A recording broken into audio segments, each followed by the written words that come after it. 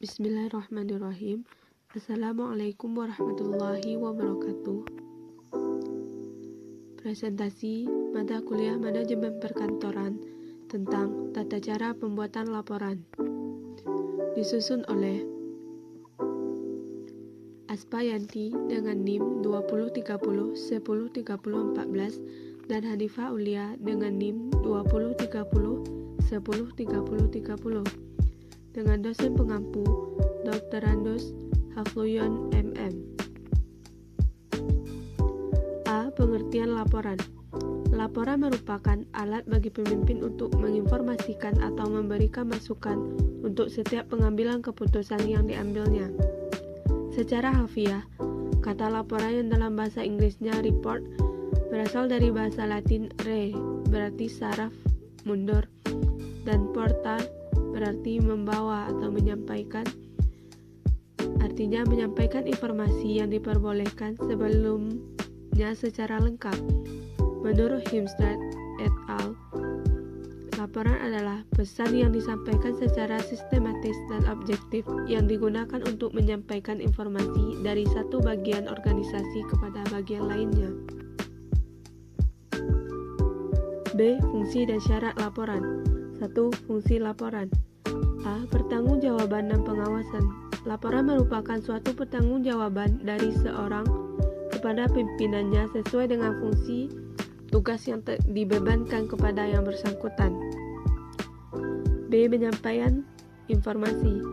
Seperti telah dikemukakan sebelumnya, bahwa laporan merupakan salah satu alat untuk menyampaikan informasi.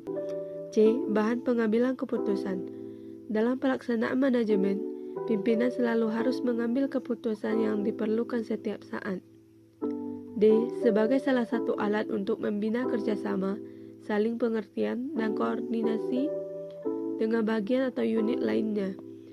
E. Sebagai salah satu alat untuk memperluas ide dan tukar-menukar pengalaman. 2. Syarat-syarat laporan. A. Laporan harus benar-benar isi. Laporan mungkin berbeda-beda, akan tetapi isi laporan harus tepat dimengerti oleh si penerima. Di samping itu, laporan harus dapat memenuhi keinginan yang memintanya. B. Laporan harus langsung pada sasaran. Perlu disadari bahwa pimpinan mempunyai waktu yang sangat terbatas. Dengan keterbatasan waktu yang dimiliki, hendaknya kita harus mengusahakan agar laporan yang kita buat tidak terlalu panjang sehingga tidak terlalu menyita waktu pimpinan. C. Laporan harus lengkap. Kelengkapan suatu laporan banyak ditentukan oleh kemampuan penyusun dalam mengorganisir data yang mencakup semua segi masalah yang dilaporkan. D. Laporan harus tegas dan konsisten. Laporan hendaknya dibuat sedemikian rupa sehingga tidak memberi kesempatan timbulnya masalah atau persoalan baru. E. Laporan harus tepat pada waktunya. Agar pimpinan dapat menentukan kebijaksanaan selanjutnya dan dapat menyelesaikan masalah dengan benar, maka ketepatan waktu penyampaian laporan harus benar-benar diperhatikan.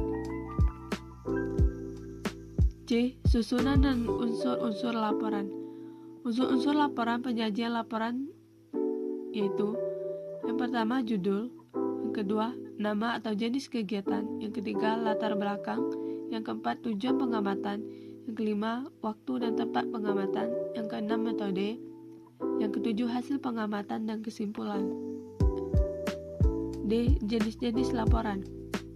Jenis-jenis laporan ada beberapa. Yang pertama, jenis laporan berdasarkan waktu, yaitu 1. Laporan berkala adalah laporan yang dibuat secara periodik atau rutin dalam jangka waktu tertentu. 2. Laporan insidental adalah laporan yang dibuat apabila diperlukan. Jenis laporan berdasarkan bentuk. 1. Laporan berbentuk surat adalah laporan yang dibuat secara tertulis dalam bentuk surat, isinya antara 1 sampai 4 halaman.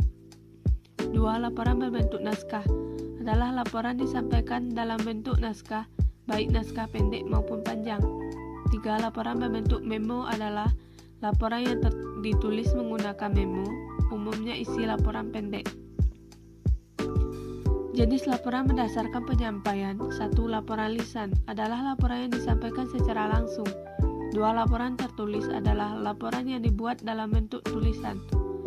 3. Laporan visual adalah laporan yang disampaikan melalui penglihatan atau media lainnya seperti presentasi. Jenis laporan berdasarkan sifat. 1. Laporan biasa adalah laporan yang isinya bersifat biasa dan tidak rahasia. 2. Laporan penting adalah laporan yang isinya bersifat penting dan rahasia.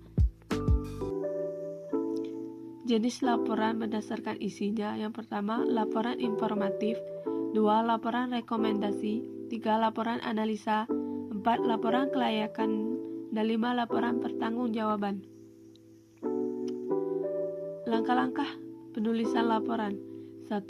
Menetapkan tujuan laporan.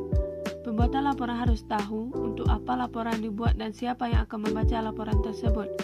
2. Menentukan bahan laporan. Bahan-bahan laporan yang dapat digunakan adalah surat menyurat, notulen hasil rapat, buku pedoman, hasil kegiatan, hasil penelitian, dan hasil diskusi. 3. Menentukan cara pengumpulan data. Cara pengumpulan data yang dapat dilakukan adalah A. Membuat petunjuk pelaksanaan sebagai peneliti yang menjelaskan sasaran dan penyesuaian kegiatan. B. Melakukan wawancara. C. Mengumpulkan dokumen pelaksanaan kegiatan. D. Penyusuran dan pengecekan untuk melihat data yang ada dan yang tidak ada. 4. Mengevaluasi data. Data yang telah dikumpulkan dievaluasi untuk dibuat suatu kesimpulan. 5.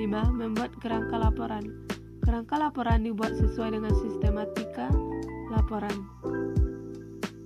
Sekian, terima kasih. Assalamualaikum warahmatullahi wabarakatuh.